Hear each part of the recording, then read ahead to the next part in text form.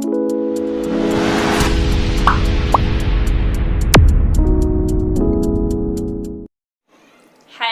students, my name is Sonia Rathi and welcome to my YouTube channel Inspiration Hub by Sonia। तो student, जैसे कि आपको पता है हमने organic chemistry wave series start कर रखी है और इसके अंदर मैं फर्स्ट लेक्चर ऑलरेडी अपलोड कर चुकी हूं, जिससे मैंने आपको बताया था कि ऑर्गेनिक कंपाउंड्स क्या है, ऑर्गेनिक कंपाउंड्स की ऑर्गेनिक केमिस्ट्री की हिस्ट्री क्या है, ऑर्गेनिक केमिस्ट्री पढ़ना हमारे लिए क्यों जरूरी है। अगर आपने वो वीडियो नहीं देखी है तो मैं डिस्क्रिप्शन बॉक्स में उसका लिंक डाल दूंगी, जहां से जाके आप उस वीडियो को देख सकते हैं। तो अभी हम स्टार्ट करते हैं हमारी second class organic chemistry wave series की। तो इसमें बेसिकली अब क्या है, देखो मैंने आपको बताया था कि ऑर्गेनिक कंपाउंड्स क्या होते हैं, हमने हिस्ट्री करी थी। तो उसमें हमने एक ऐसा कंपाउंड पढ़ा था जो कि फर्स्ट ऑर्गेनिक कंपाउंड था जो लैब में बनाया गया था। क्या नाम था उसका स्टूडेंट्स? यूरिया। तो urea is your NH2 CONH2। और इसके बाद मैंने बताया था मीथेन की फॉर्मेशन भी कर दी गई थी लैब में और एसिटिक एसिड की फॉर्मेशन भी कर दी गई थी। तो यहां से क्या चीज क्लियर हुई कि जो ऑर्गेनिक कंपाउंड है उसमें कार्बन के साथ साथ हाइड्रोजन भी होना चाहिए, तब हम उसको क्या कहते हैं? Organic compound. ठीक है, तो स्टूडेंट्स ऑर्गेनिक कंपाउंड बेसिकली क्या होंगे जिसमें कार्बन नहीं, कार्बन के साथ हाइड्रोजन भी होगा। उसके अलावा और ग्रुप्स भी हो सकते हैं, लाइक आपके अमीन्स होते हैं जिसमें नाइट्रोजन आ जाता है। ठीक है, तो वो अलग ग्रुप्स भी हो सकते हैं, बट कार्बन और हाइड्रोजन का होना मस्ट है ऑर्गेनिक कंपाउंड्स में। तो ये एक बात हुई हमारी ऑर्गेनिक कंपाउंड्स की, ऑर्गेनिक केमिस्ट्री की। अब बात करना था, मैंने आपको बताया था कि सीढ़ी चढ़ना जो है स्टार्ट करते हैं। ठीक है, तो चलिए उस सीढ़ी को अब स्टार्ट करते हैं। तो स्टूडेंट्स पहली सीढ़ी जो है वो है कार्बन। तो कार्बन के बारे में मैं बता भी चुकी हूं। कार्बन की रिप्रेजेंटेशन होती है C से, इसका एटॉमिक नंबर है 6, इसके electronic configuration is 1s2 2s2 और 2p2। इट मींस इसके आउटर मोस्ट शेल में कितने इलेक्ट्रॉन्स हैं? 4 इलेक्ट्रॉन्स हैं, और इन्हें क्या बोल देते हैं हम? 4 वैलेंस इलेक्ट्रॉन्स। और मैं आपको पहले बता चुकी हूं कि इन्हीं की वजह से टेट्रावैलेंसी और कैटिनेशन शो करता है। ठीक है स्टूडेंट्स, अब 4 वैलेंस इलेक्ट्रॉन्स हैं। इसके लिए इसका इलेक्ट्रॉन डॉट स्ट्रक्चर देखिए कैसे बनाते हैं। आपको पता है सेंटर में न्यूक्लियस होता है एटम के स्ट्रक्चर में, एंड देन शेल्स होते हैं। तो यहां पर 2 शेल हैं, K और L। K में 2 से ज्यादा इलेक्ट्रॉन्स नहीं आ सकते और L में 8 आ सकते हैं, लेकिन हमारे पास कितने हैं? 4। तो ये इलेक्ट्रॉन डॉट स्ट्रक्चर हो गया कार्बन का। ठीक है, ये जनरल था कार्बन के बारे में जो आप सभी को पता होगा। अब इसके बाद हमें इंपॉर्टेंट बात करनी है कार्बन की हाइब्रिडाइजेशन के बारे में। Hybridization of carbon. सबसे पहले हाइब्रिडाइजेशन ऑफ कार्बन की हमें जरूरत क्या है, या हाइब्रिडाइजेशन को स्टडी करने की हमें क्या रिक्वायरमेंट है। आप पढ़ चुके हो केमिकल बॉन्डिंग में, वैलेंस बॉन्ड थ्योरी में, तो आपने क्या पढ़ा था कि हाइब्रिडाइजेशन बेसिकली क्या है? किसी भी कंपाउंड की एग्जैक्ट ज्योमेट्री को प्रिडिक्ट करने के लिए हम जिस मेथड को यूज करते हैं वो क्या होता है? हाइब्रिडाइजेशन। ठीक है स्टूडेंट्स, अब देखिए हाइब्रिडाइजेशन के लिए हमें इसका स्ट्रक्चर किस तरह से हम बॉक्स में बना लेंगे, शेल्स के अंदर हम बनाएंगे। इस तरह से रिप्रेजेंटेशन कर सकते हैं, आपने किया है ये भी 4th चैप्टर में केमिकल बॉन्डिंग में। This is your 1s 2s and 2p। 2p में फर्दर आपको पता है that will be px py और pz। ठीक है स्टूडेंट्स, अब हमें इलेक्ट्रॉन्स को अरेंज करना है। 1s2 2s2 और 2p में क्या है? 2 इलेक्ट्रॉन्स। अब मैंने इलेक्ट्रॉन्स को ऐसे क्यों फिल किया? अगेन ये आप 4th चैप्टर में केमिकल बॉन्डिंग में कर चुके हैं, जिसमें आपने पढ़ा है horns rule of maximum multiplicity, Pauli's exclusion principle. तो ये इलेक्ट्रॉनिक कॉन्फ़िगरेशन उसी के अकॉर्डिंग अरेंज की गई है। ठीक है, अब क्या किया, यहाँ पर है 2 इलेक्ट्रॉन्स, और हमने वैलेंस बॉन्ड थ्योरी में पढ़ा है कि जितने वैलेंस इलेक्ट्रॉन्स होंगे या जितने अनपेयर्ड इलेक्ट्रॉन्स होंगे उतनी ही वो क्या बना सकता है? जितने अनपेयर्ड इलेक्ट्रॉन्स होंगे उतनी ही क्या बन सकती हैं? बॉन्ड्स बन सकती हैं। ठीक है, अब यहां पर देखिए 2 अनपेयर्ड इलेक्ट्रॉन्स हैं। ठीक है स्टूडेंट्स, अब 2 अनपेयर्ड इलेक्ट्रॉन है, इट मींस कार्बन हाइड्रोजन के साथ CH2 बनाएगा, but this is highly unstable. तो अब इस केस में CH2 जब अनस्टेबल है तो इसे स्टेबलाइज होने के लिए क्या करना है, क्योंकि ये अनस्टेबल है क्यों, पहली बात तो क्योंकि इसमें कार्बन की वैलेंसी सेटिस्फाई नहीं हो रही। कार्बन को कितने वैलेंसी है कार्बन की, 4, तो इसे 4 बॉन्ड्स बनानी होंगी स्टेबलाइज होने के लिए। तो यहां पर कितनी बॉन्ड्स ये बना पा रहा है, 2 बॉन्ड्स ये बना पा रहा है। तो अब देखिए इसके लिए हम क्या करेंगे, एक्साइटेशन करेंगे। हम यहां से 2s के इलेक्ट्रॉन को उठाकर 2p में ले जाएंगे। This is known as excitation of electron. हमें इसे ग्राउंड स्टेट से एक्साइटेड स्टेट में पहुंचा दिया। ठीक है, अब देखिए यहां पर क्या हो गए, 1 2 3 4 अनपेयर्ड इलेक्ट्रॉन्स हो गए, और 4 अनपेयर्ड इलेक्ट्रॉन्स हो गए तो बेसिकली क्या हो गया, ये 4 बॉन्ड्स फॉर्म कर पाएगा, और 4 बॉन्ड्स कैसे फॉर्म होंगी, हाइड्रोजन के साथ ही क्या बना लेगा, methane. This is your methane, CH4 बना लेगा। अब द थिंग इज, ये हाइब्रिडाइजेशन है बेसिकली ऐसा क्यों हुआ कि इस तरह से मिक्सिंग हो गई ऑर्बिटल्स की, और मिक्सिंग के बाद इन्होंने इस तरह से बॉन्ड फॉर्मेशन कर ली। अब बात यह है कि ऐसा क्यों होता है, वो चीज हम देखते हैं एक सिंपल से एग्जांपल के थ्रू। सपोज 4 फ्रेंड्स हैं, आपके 4 फ्रेंड्स हैं, ठीक है, ड्राइंग पे मत जाना, ठीक है, just try to understand the concept.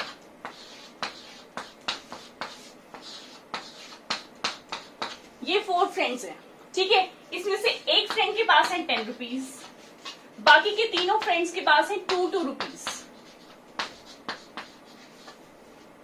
अब भाई फ्रेंडशिप है, अच्छी खासी फ्रेंडशिप है, सेम हरकतें हमें करनी है, ठीक है। तो अब ऐसे अच्छा तो नहीं लग रहा कि भाई इसके पास तो 10 रुपीज है, बाकियों के पास 2 रुपीज हैं। तो क्या करेंगे, इस चीज को हम कैसे मिक्सअप करेंगे, हम ये सारे के सारे रुपए लेंगे और इनको मिक्स कर देंगे, ठीक है। मतलब 10 2 2 2 12 14 16, तो ये हमारे कितने रुपए हो गए टोटल, हमने इन सबको ऐड कर दिया और कितने रुपीज बन गए हमारे 16 रुपीज। और अब क्या कर देंगे, इनको इक्वली डिस्ट्रीब्यूट कर देंगे। तो नाउ अभी स्टेबलाइज हो गए, सारे के सारे एक जैसे हो गए। तो यही कंडीशन हमारे ऑर्बिटल्स में जब बॉन्ड फॉर्मेशन करते हैं हमारे एटम्स, यही कंडीशन उस टाइम भी जरूरी होती है। इट मीन्स जैसे कि हमने बनाए थे एक्साइटेशन करके, हमने एक्साइट कर दिया था 2s से 2p के अंदर, 1s 2s 2p। तो जब एक्साइटेशन हमने कर दी, लेकिन यहां पर भी बॉन्ड फॉर्मेशन नहीं हो सकती इजीली। क्यों नहीं हो सकती, क्योंकि इनकी जो एनर्जी है ना वो सेम नहीं है। और जब एनर्जी सेम नहीं होगी, वही फ्रेंडशिप वाली बात की जब हरकतें सेम करनी है, मतलब जब एक ही तरह की बॉन्ड बनानी है, तो इक्वालिटी का होना जरूरी है। तो इसलिए क्या करते हैं, जो ये ऑर्बिटल्स हैं ये सारे के सारे आपस में हाइब्रिडाइज कर जाते हैं, मिक्स हो जाते हैं, so as to make the hybrid orbital. देखो पहले जो ऑर्बिटल है विदाउट मिक्सिंग या विदाउट हाइब्रिडाइजेशन, उनको हम बोलते हैं एटॉमिक ऑर्बिटल्स, ठीक है। लेकिन जब ये मिक्स कर जाते हैं और अपनी एनर्जीज को रीडिस्ट्रीब्यूट कर देते हैं, उन्हें हम बोल देते हैं हाइब्रिड ऑर्बिटल्स, ठीक है स्टूडेंट्स। तो students now what is hybridization, ये डेफिनेशन आपको लर्न करनी होगी क्योंकि एग्जाम्स में बहुत बार पूछी जाती है, what do you mean by hybridization, ठीक है। तो what is hybridization, it is the process of intermixing of the orbitals of slightly different energies, ठीक है ना। वो जो ऑर्बिटल थे उनकी एनर्जी अलग थी, so as to redistribute their energies resulting in the formation of new sets of orbitals. उस न्यू सेट ऑफ ऑर्बिटल्स को हम क्या बोलते हैं, हाइब्रिड ऑर्बिटल्स। और उन हाइब्रिड ऑर्बिटल्स की एनर्जी क्या होती है, सेम होती है, और उनकी शेप क्या होती है, वो भी सेम होती है। सो इसका स्क्रीनशॉट ले लीजिए स्टूडेंट्स, हाइब्रिडाइजेशन की डेफिनेशन का, you have to learn this, ठीक है student. So this is hybridization. अब हाइब्रिडाइजेशन में बेसिकली क्या होता है, किस तरह से हमने पढ़ी है sp hybridisation, sp2 sp3। Basically जो हमें ऑर्गेनिक में चाहिए, हमें sp3 तक हाइब्रिडाइजेशन चाहिए। आप इनऑर्गेनिक में sp3d sp3d2 sp3d3 ये सब कर चुके हो केमिकल बॉन्डिंग वाले चैप्टर में, ठीक है। अब बेसिकली क्या होता है कि अगर हमारा एक s ऑर्बिटल और एक p orbital, 1 s orbital and one P orbital जब मिक्स होते हैं तो फॉर्म होती है sp हाइब्रिडाइजेशन। अगर s का तो आपको पता है एक ही ऑर्बिटल होता है, ठीक है ना, s मतलब s में जो है हमारे एक ही बॉक्स हम बनाते हैं, इट मींस 2 इलेक्ट्रॉन से ज्यादा हमारे s के अंदर नहीं आ सकते, एक ही सेट बनता है। जबकि p में कितने सेट्स बनते हैं, 3 सेट्स बनते हैं, ठीक है, इट मींस टोटल 6 इलेक्ट्रॉन्स इसके अंदर आ सकते हैं। तो अब 1s और जब 2p मिलेंगे तब क्या बन जाएगी हमारी हाइब्रिडाइजेशन, sp2, ठीक है। अगर 1s और 3p मिक्स होंगे तो हमारी हाइब्रिडाइजेशन क्या बन जाती है, sp3। और मेन जो हमें ऑर्गेनिक केमिस्ट्री में हाइब्रिडाइजेशन चाहिए वो 3 हाइब्रिडाइजेशन हमें चाहिए, sp, sp2 और sp3। अब आप वैलेंस बॉन्ड थ्योरी में ऑलरेडी पढ़ चुके हैं कि जिसकी हाइब्रिडाइजेशन sp होती है उसकी शेप क्या होती है, लीनियर होती है। sp2 हाइब्रिडाइजेशन की शेप क्या होती है, ट्राइगोनल प्लेनर होती है। और sp3 हाइब्रिडाइजेशन में क्या होती है, टेट्राहेड्रल। तो स्टूडेंट्स ये चीज आपको लर्न रखनी है कि sp में हमारी ज्योमेट्री होती है लीनियर, sp2 में होती है ट्राइगोनल प्लेनर, sp3 में होती है टेट्राहेड्रल। आई थिंक जनरल आपको पता होगा कि लीनियर शेप किस तरह से होती है, ये जब 180 डिग्री का एंगल है बीच में, this is your linear shape, ठीक है स्टूडेंट्स। ट्राइगोनल प्लेनर कैसे होती है, 120 डिग्री का एंगल होता है बीच में, ठीक है। अब जो है टेट्राहेड्रल शेप किस तरह से होती है, और इनके बीच में जो एंगल होता है 109 डिग्री 5 मिनट्स का एंगल होता है, ठीक है स्टूडेंट्स। तो ये जो बेसिक चीज है ये आपको लर्न रखनी होगी, you have to memorise sp, sp2, sp3, linear, trigonal planar and tetrahedral. तो जब ये चीज आपको लर्न होगी तब हम बढ़ेंगे अब आगे वाले कंसेप्ट पर। तो इसका स्क्रीनशॉट ले लीजिए स्टूडेंट्स, आई थिंक आपने स्क्रीनशॉट ले लिया होगा स्टूडेंट्स। ना अब हम डिस्कस करते हैं फीचर्स ऑफ हाइब्रिडाइजेशन। हाइब्रिडाइजेशन के कुछ फीचर्स होते हैं वो हम देखते हैं। फर्स्ट इज कि जितने हाइब्रिड ऑर्बिटल्स बने हैं they are equal to the number of atomic orbitals that combined with each other, ठीक है। The number of hybrid orbitals is equal to the number of atomic orbitals. Next is जो hybrid orbitals बनते हैं they are equal in energy and shape, उनकी shape और energy एक जैसी होती है। नेक्स्ट है हाइब्रिडाइज्ड ऑर्बिटल जो होते हैं ज्यादा स्टेबल होते हैं, और आपने पढ़ा है केमिकल बॉन्डिंग में भी कि जो हाइब्रिडाइज्ड ऑर्बिटल्स होते हैं वो इस तरह से स्पेस में अपने आप को अरेंज करते हैं ताकि जो इलेक्ट्रॉन पेयर्स हैं उनके बीच में रिपल्शन मिनिमम हो। क्यों, अगेन कि रिपल्शन मिनिमम होगी तो वो ज्यादा स्टेबल होंगे, ठीक है स्टूडेंट्स। तो इन 4 पॉइंट्स का भी स्क्रीनशॉट ले लीजिएगा। तो इक्वल जो है कैसे होंगे वो ऑर्बिटल्स, देखो 1s और 1p जब कंबाइन बनेंगे sp बनाते हैं हाइब्रिडाइजेशन, ये मैंने आपको बताया था। बट कितने sp, they will form 2sp hybridization. Next is जब 1s मिला और 2p मिले तो sp2 हाइब्रिडाइजेशन होती है और टोटल कितने हो जाएंगे 3sp2, ठीक है। तो hybrid orbitals sp2 hybrid orbital बने, बट वो कितने नंबर में बने, they are 3 in number. Similarly जब 1s और 3p कंबाइन होंगे तो sp3 बनते हैं और 3 + 1 4, तो 4sp3 हाइब्रिड ऑर्बिटल्स बनेंगे। तो स्टेटमेंट का मतलब ये था कि जो नंबर ऑफ ऑर्बिटल्स जितने कंबाइन हुए हैं उतने ही हाइब्रिड ऑर्बिटल्स की जो है फॉर्मेशन होगी उस केस में। अब देखते हैं हाइब्रिडाइजेशन की अलग अलग एग्जाम्पल्स। तो सबसे पहले हम डिस्कस करते हैं हाइब्रिडाइजेशन sp3। वैसे ऑलरेडी मैं आपको बता चुकी हूं बट ठीक है हम देख लेते हैं एक बार फिर से। sp3 हाइब्रिडाइजेशन, sp3 हाइब्रिडाइजेशन का एग्जांपल है मीथेन, दैट इज CH4, ठीक है स्टूडेंट्स। अब देखिए एक कार्बन है तो इस तरह से इलेक्ट्रॉनिक कॉन्फ़िगरेशन होती है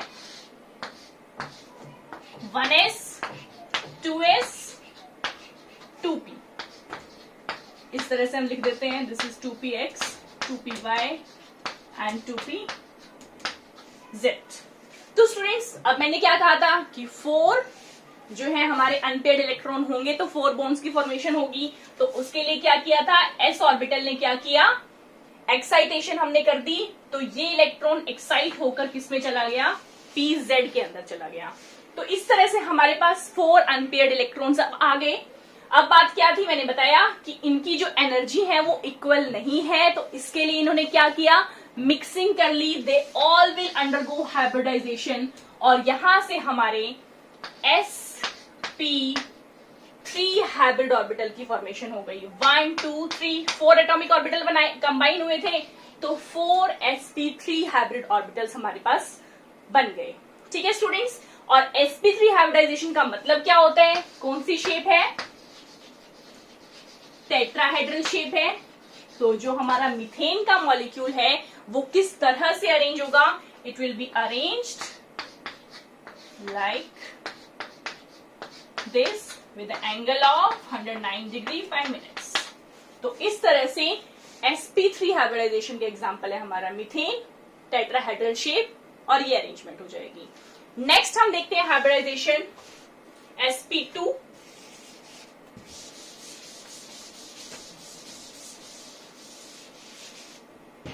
sp2 हाइब्रिडाइजेशन में हमारा एग्जांपल है इथीन। आई थिंक अब आप ये तो क्लियर होगी, एन, इन, आइन की जो हमारे ऑर्गेनिक कंपाउंड्स होते हैं 3 टाइप के होते हैं, एल्केन्स, एल्कीन्स और एल्काइंस।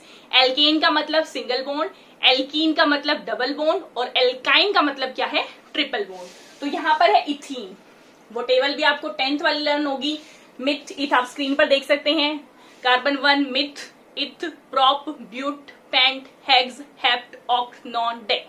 ठीक है, तो ये कार्बन्स के नंबर के अकॉर्डिंग जो है ऑर्गेनिक में एक टेबल बनाई गई, जो कि आगे आपको नॉमेनक्लेचर जब मैं आपको कराऊंगी वहां पर आपके लिए बहुत ज्यादा हेल्पफुल होगी, तो इसे लर्न करके रखना स्टूडेंट्स। ठीक है, तो इथ का मतलब क्या है, 2 कार्बन्स है और उनके बीच में क्या है, डबल बॉन्ड है।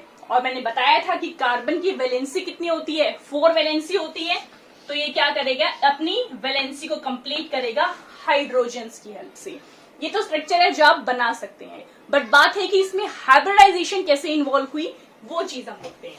तो देखिए स्टूडेंट्स, अब इथीन का मतलब क्या है, 2 कार्बन, दोनों ही कार्बन का एटॉमिक नंबर 6 है ऑब्वियसली। ठीक है, अब अगर इसके पास होते 8 हाइड्रोजन, 8 हाइड्रोजन में कोई दिक्कत ही नहीं थी, 4 हाइड्रोजन ये ले लेता, 4 हाइड्रोजन ये कार्बन ले लेता, CH4 बनाते स्टेबलाइज हो जाते। बट ऐसा नहीं है, यहां पर इसके पास हाइड्रोजन कितने हैं, टोटल ही कितने हैं, 4 हाइड्रोजन है। ये 4 हाइड्रोजन है तो इट मींस ये 2 हाइड्रोजन लेगा और ये दूसरा कार्बन भी क्या लेगा, 2 हाइड्रोजन लेगा। अब दोनों के पास 2 हाइड्रोजन हैं, but they are not stable. अब बेसिकली क्या होगी, इनके अंदर हाइब्रिडाइजेशन होगी। ठीक है, वही उसी तरह से स्ट्रक्चर बनेंगे हमारे 1s 2s 2p, इस कार्बन के लिए भी 1s 2s 2p। अब मैं एक्साइटेड वाला ही सीधा डायग्राम बना रही हूं। क्या हुआ कि हमने यहां से इलेक्ट्रॉन को एक्साइट किया और इसमें चला गया इलेक्ट्रॉन, ऐसे ही यहां पर भी 2s का ऑर्बिटल एक्साइट हुआ और 2p z में चला गया। This is your 1s 2s 2p 1s 2s 2p। ठीक है, इस तरह से एक्साइटेशन के बाद इस तरह हो गया। अब बात है कि हमारी हाइब्रिडाइजेशन कौन सी टाइप की होगी, वो किस चीज पे डिपेंड करती है, वो चीज अब हम देखेंगे। तो स्टूडेंट्स की कितने ऑर्बिटल्स हाइब्रिडाइजेशन में पार्टिसिपेट करेंगे वो डिपेंड करता है हमारे एटम की एबिलिटी पे। कौन सी एबिलिटी पे, कि वो कितनी सिंगल बॉन्ड्स बना सकता है। So it depends on the ability of that particular atom, that how many single bonds it can make. अब पता है आपको कार्बन कितने सिंगल बॉन्ड्स बना सकता है, 4 सिंगल बॉन्ड्स बना सकता है। अब देखो, कार्बन 4 सिंगल बॉन्ड्स बना सकता है, याद रखिएगा। तो कार्बन के पास 2 हाइड्रोजन गए तो 2 सिंगल बॉन्ड तो किसके साथ बना लेगा, हाइड्रोजन के साथ बना लेगा। एक सिंगल बॉन्ड ये आपस में भी बना लेंगे, क्योंकि इथीन एक कंप्लीट मॉलिक्यूल है, इट मींस इसमें ये दोनों एटम्स कंबाइन करेंगे तो एक बॉन्ड यहां पर भी बन जाएगी। इसके अलावा अब 3 बॉन्ड हुई है, स्टिल 1 बॉन्ड इज लेफ्ट। तो अब वो बॉन्ड कैसे कंप्लीट होती है वो चीज हम देखते हैं। देखिए यहां पर एक बॉन्ड बना ली कार्बन के साथ, दो बॉन्ड्स बन गई हाइड्रोजन के साथ। इट मींस इसने क्या किया, इन्होंने तीन ही ऑर्बिटल्स को क्या किया, हाइब्रिडाइजेशन में पार्टिसिपेट किया। मतलब यहां पर तीन ही ऑर्बिटल्स ने हाइब्रिडाइजेशन में पार्टिसिपेट किया। सिमिलरली यहां पर भी तीन ऑर्बिटल ने, 1s ने और p के 2 ऑर्बिटल्स ने। मतलब यहां पर कौन सी हाइब्रिडाइजेशन आई, sp2 और 1 2 3 एटॉमिक ऑर्बिटल ने पार्टिसिपेट किया, तो 3 sp2 हाइब्रिड ऑर्बिटल्स हमारे पास बन गए। सिमिलरली यहां पर भी 3 sp2 हाइब्रिड ऑर्बिटल्स बन गए। अब ये तो हाइब्रिडाइजेशन में चले गए। अब जो बेचारा अकेला रह गया उसे हम क्या बोलते हैं, उसे हम बोलते हैं अनहाइब्रिड ऑर्बिटल। Unhybrid orbital. अब देखिए जो हाइब्रिड ऑर्बिटल हैं वो डिसाइड करते हैं ज्योमेट्री को, कि हमारा जो एटम है, हमारा जो मॉलिक्यूल है, हमारा जो कंपाउंड है, उसकी ज्योमेट्री क्या होगी।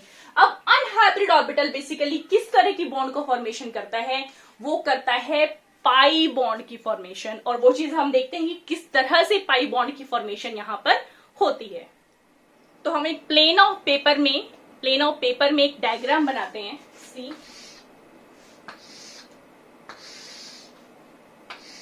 ये हमारा प्लेन ऑफ पेपर है, यहां पर हमारा कार्बन है, ये दूसरा कार्बन है। अब मैंने बताया कि हमारे जो हाइब्रिड ऑर्बिटल्स हैं वो 3 sp2 हाइब्रिड ऑर्बिटल्स बने हैं। और sp2 हाइब्रिड ऑर्बिटल्स का मतलब क्या है, sp2 हाइब्रिडाइजेशन। और sp2 hybridization means trigonal planar geometry. तो इट मीन्स जो इसके हाइब्रिड ऑर्बिटल्स हैं वो इस तरह से होंगे।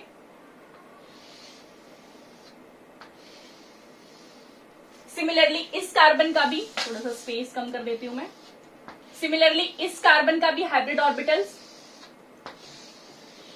इस तरह से होंगे। अब ये तो हो गए हमारे हाइब्रिडाइज्ड ऑर्बिटल। और हाइब्रिडाइज्ड ऑर्बिटल आपको ध्यान रखना है कि हाइब्रिडाइज्ड ऑर्बिटल हमेशा सिंगल बॉन्ड की फॉर्मेशन करते हैं। ठीक है, तो सिंगल बॉन्ड जहां पर भी फॉर्म हो रही है it is due to the presence of hybrid orbitals. ठीक है, तो अब ये क्या किया, दो बॉन्ड तो किससे बन गई, हाइड्रोजन के साथ। ये इसने इलेक्ट्रॉन यहां पर शेयर कर दिए, 1 इलेक्ट्रॉन इसका था, हाइड्रोजन का आ गया, शेयरिंग बन गई। सिमिलरली यहां पर भी क्या आ गया, हाइड्रोजन आ गया, यहां भी क्या आ गया, हाइड्रोजन आ गया। और 1 बॉन्ड जो है इनके बीच में बन गई। अब बची हुई उस एक बॉन्ड की बात कर रहे हैं, क्योंकि आपको पता है कि जब डबल बॉन्ड होती है तो वहां पर एक बॉन्ड तो सिग्मा होती है और दूसरी बॉन्ड क्या होती है, पाई होती है। इसके लिए मैंने ट्रिक बता रखी है, एक सिग्मा बाकी पाई। तो ठीक है स्टूडेंट्स, अब यहां पर क्या होगा, हमारा अनहाइब्रिडाइज्ड ऑर्बिटल है। इस तरह से आप 3 डायमेंशनली इसको सोचो, ये प्लेन ऑफ द पेपर है। ठीक है, ये अनहाइब्रिडाइज्ड ऑर्बिटल है, just consider in the plane of paper. ठीक है, ये इसके अंदर से आया है। सिमिलरली यहां पर भी होगा हमारा अनहाइब्रिडाइज्ड ऑर्बिटल। ठीक है, अब क्या करेंगे, ये जो अनहाइब्रिडाइज्ड ऑर्बिटल हैं they will start coming closer to each other to make a bond. तो ये क्या होंगे, इस तरह से टिल्ट होना स्टार्ट होंगे। सिमिलरली यहां पर भी ये इस तरह से टिल्ट होगा। ठीक है, तो ये जब टिल्ट हो रहे हैं तो देखो इस तरह से बॉन्ड बन रही है, इस तरह से बॉन्ड की फॉर्मेशन हो रही है। ठीक है, तो ये जो बॉन्ड है means above and below the plane जो है, जो लोब्स हैं ये हैं, जिसकी वजह से above and below the plane bond की फॉर्मेशन हो रही है। और बेसिकली ये जो होगी, ये जो ऊपर वाली बॉन्ड है यहां पर हाफ इलेक्ट्रॉन्स हैं, इसलिए इसको बोल देते हैं हाफ पाई बॉन्ड। और आधे इलेक्ट्रॉन नीचे वाले लोब में है, जो दिखाई नहीं दे रहा, 3 डायमेंशनली सोचो। और आधे इलेक्ट्रॉन क्या है, नीचे वाले लोब में है, और आधी पाई बॉन्ड्स क्या है, नीचे हैं। ठीक है स्टूडेंट्स, तो हाफ और हाफ मिलकर क्या बन गए, 1, एक कंप्लीट पाई बॉन्ड की फॉर्मेशन हो गई। तो इसलिए हम जो कार्बन का जो इथीन है इसको हम किस तरह से रिप्रेजेंट करते हैं, देखिए students, carbon carbon single bond, यहां पर भी सिंगल बॉन्ड, यहां पर भी single bond, single bond, single bond. और आपको ध्यान रखना है, ये ट्रिक है एक, एस से सिंगल और एस से सिग्मा। जितनी भी सिग्मा बॉन्ड्स होंगी वो सारी क्या होती हैं, सिंगल बॉन्ड्स होती हैं। ठीक है, अब दूसरी बॉन्ड जो अनहाइब्रिड ऑर्बिटल से बनी वो है आपकी पाई बॉन्ड, और इसके लिए आपको ध्यान रखनी है ट्रिक, एक सिग्मा बाकी पाई। अगर आपका ट्रिपल बॉन्ड भी होता है तो उसमें से सिग्मा सिर्फ एक ही होगी, बाकी बॉन्ड जो होंगी वो पाई बॉन्ड्स होंगी। ठीक है स्टूडेंट्स, तो this is your sigma bond, this is pi bond. हमारी जो ज्योमेट्री है वो कैसी है, यहाँ पर sp2। sp2 का मतलब क्या है, हमारी शेप ट्रायगोनल प्लेनर शेप है। तो स्टूडेंट जो नेक्स्ट एग्जांपल है वो है हमारा sp हाइब्रिडाइजेशन का। sp हाइब्रिडाइजेशन, और sp हाइब्रिडाइजेशन का एग्जांपल है students that is ethyne. Ethyne molecule. अब इथाइन में आपको पता है क्या होता है, C2H2। अब वही जो है दो कार्बन एटम्स हैं, दोनों की एटॉमिक नंबर 6 हैं, बट अब यहाँ पर हाइड्रोजन्स कितने हैं, टोटल 2 हाइड्रोजन है। इट मीन्स एक हाइड्रोजन इसके पास जाएगा, एक हाइड्रोजन इसके पास जाएगा। अब वही सिमिलर स्ट्रक्चर्स हम ड्रॉ करेंगे, 1s 2s 2p 1s 2s 2p, similarly 2s 2p। अब दो इलेक्ट्रॉन्स यहाँ पर हैं, एक्साइटेशन के बाद यहां से एक इलेक्ट्रॉन pz में चला गया, ऐसा ही इस कार्बन में हुआ, एक्साइटेशन के बाद एक इलेक्ट्रॉन जो है 2pz में चला गया। तो ये स्टोरी सेम है सभी के सभी हाइब्रिडाइजेशन में। अब डिपेंड करता है, डिफरेंस कहां पर आता है, वो आता है कि कौन से ऑर्बिटल्स हाइब्रिडाइजेशन में पार्टिसिपेट कर रहे हैं। अब यहां पर देखिए, कार्बन 4 बॉन्ड्स बना सकता है, हाइड्रोजन कितने हैं, 2 हाइड्रोजन है। तो कार्बन क्या करेगा, हमारा कार्बन इसके पास एक हाइड्रोजन है, तो एक बॉन्ड तो ये बना लेगा हाइड्रोजन के साथ, एक बॉन्ड ये बना लेगा कार्बन के साथ। सिमिलर दोनों कार्बन ऐसा ही करेंगे, हम इंडिविजुअल कार्बन की बात कर रहे हैं। ठीक है, तो एक कार्बन जो है एक बॉन्ड जो बनाएगा हाइड्रोजन के साथ बनाएगा, दूसरी सिंगल बॉन्ड बना लेगा कार्बन के साथ। इट मीन्स यहाँ पर 2 सिंगल बॉन्ड्स की फॉर्मेशन हो रही है, 2 सिंगल बॉन्ड्स की फॉर्मेशन हो रही है, मतलब एक s ऑर्बिटल पार्टिसिपेट कर रहा है और p का एक ऑर्बिटल पार्टिसिपेट कर रहा है। यहाँ पर बन रहे हैं हमारे 2sp हाइब्रिड ऑर्बिटल्स, और सिमिलरली यहां पर भी बन रहे हैं 2sp हाइब्रिड ऑर्बिटल्स। और ये जो बाकी के py और pz के जो ऑर्बिटल्स हैं दे विल रिमेन अनहाइब्रिडाइज्ड, ये हाइब्रिडाइजेशन में पार्टिसिपेट नहीं करेंगे, they are known as unhybrid orbitals. these two are also known as unhybridized orbital। तो इसका भी हम सिमिलर स्ट्रक्चर देखते हैं in the plane of paper.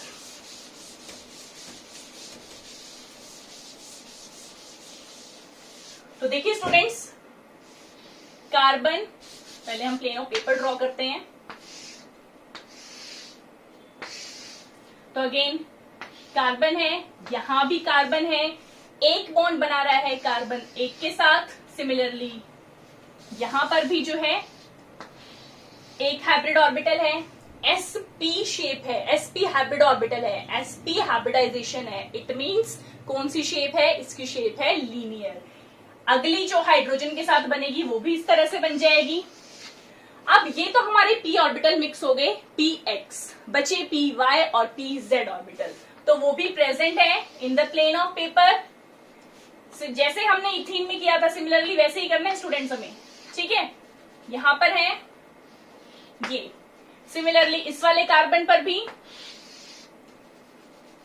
इस तरह से प्रेजेंट है, और ये जो है ये भी हमारे पास इस तरह से प्रेजेंट है। अगेन सेम चीज होगी, they will try to come near to each other to make a bond. ये भी इस तरह से पास में आएगा, और ज्यादा पास में आएंगे, और ये भी जो है और पास में आएंगे।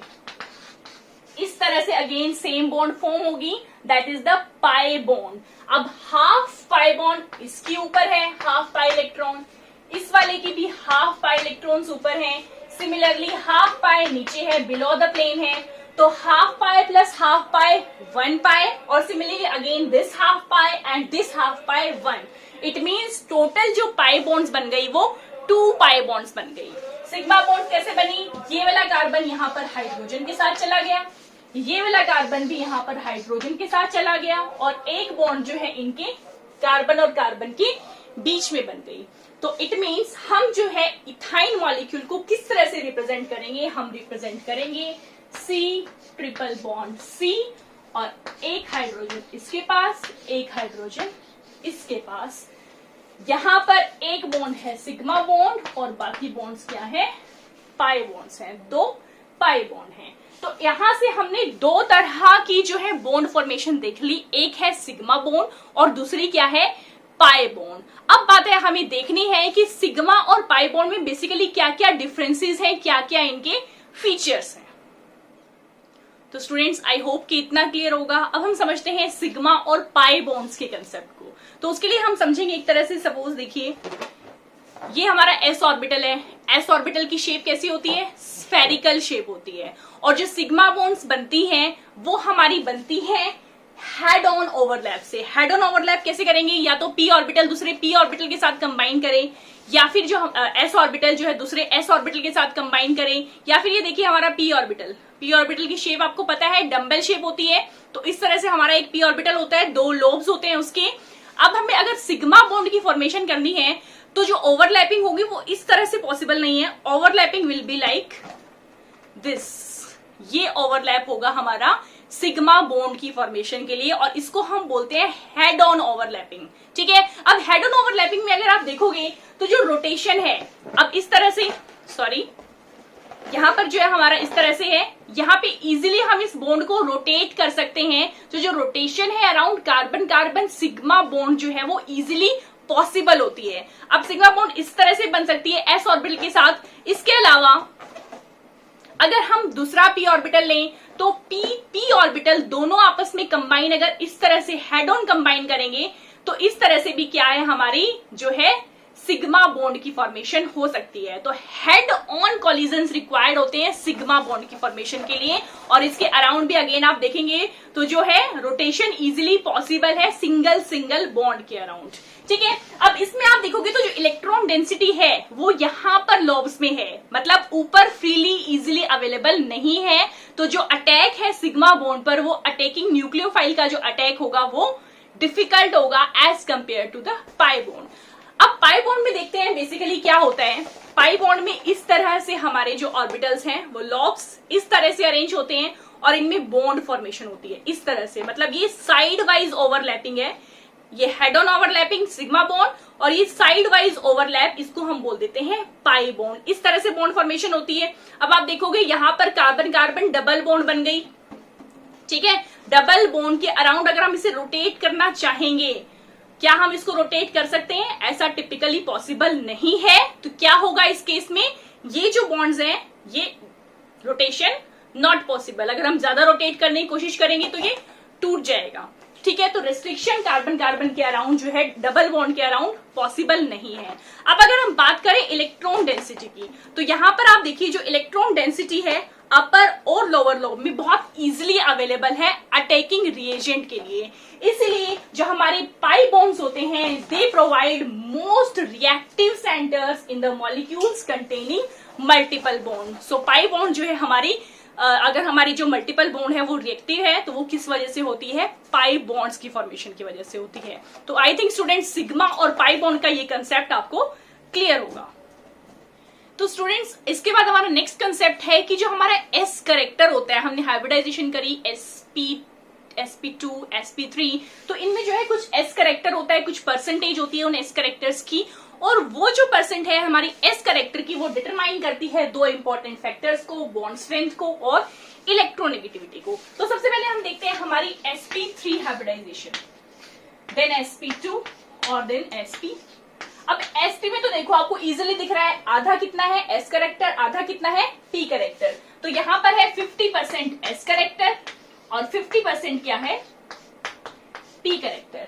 अब अगर हम sp2 की बात करें तो यहां पर s करेक्टर है हमारा 33.33% और जो p करेक्टर है वो है हमारा 66.66%। p करेक्टर ज्यादा है s करेक्टर से क्योंकि s का एक ऑर्बिटल है और p के 2 ऑर्बिटल्स हैं।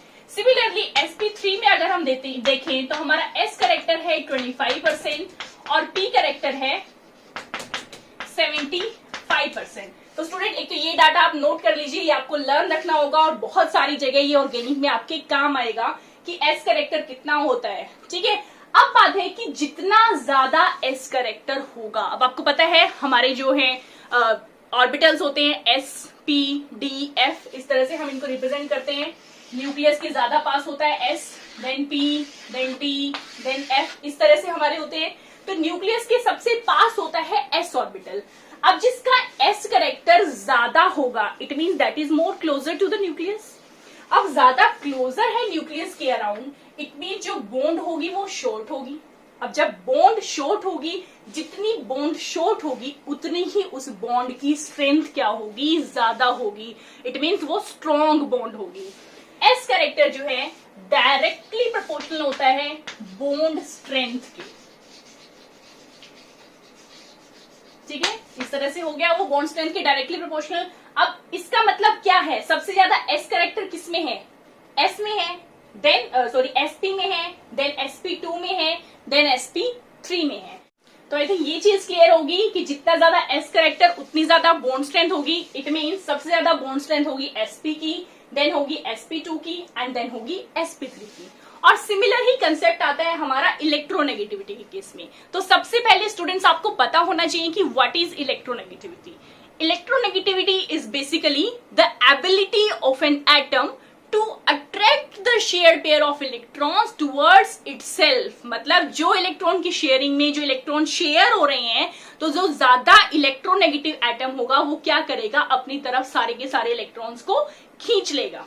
ठीक है, अब जितना ज्यादा एस करेक्टर होगा मतलब वो न्यूक्लियस के उतने ही ज्यादा पास होगा, और ज्यादा पास होगा तो वो क्या करेगा, ज्यादा अट्रैक्ट करेगा इलेक्ट्रॉन्स को। तो इसलिए उसकी इलेक्ट्रोनेगेटिविटी भी क्या होगी, ज्यादा होगी। इट मीन सबसे ज्यादा इलेक्ट्रोनेगेटिव क्या होगा, sp, then sp2 and then sp3।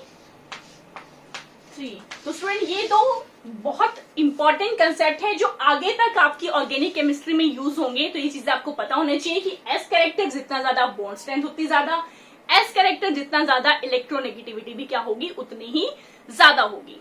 I think ये चीज आपको क्लियर होगी स्टूडेंट्स। तो स्टूडेंट्स आई थिंक इतना कंसेप्ट आपको क्लियर होगा।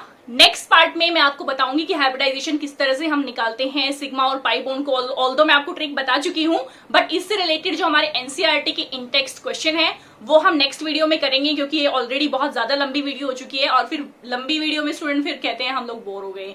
सो आई डोंट वांट दैट। ठीक है, तो अच्छे से इस वीडियो को फिर से देखिएगा, अच्छे से अपने कंसेप्ट को क्लियर कीजिए। नेक्स्ट वीडियो में आपके लिए लेके आऊंगी एनसीईआरटी के इन टेक्स्ट के क्वेश्चन बेस्ड ऑन जितना कंसेप्ट अभी तक हमने किया है। तब तक के लिए students stay safe, stay home, all the best to all of you. Thank you so much.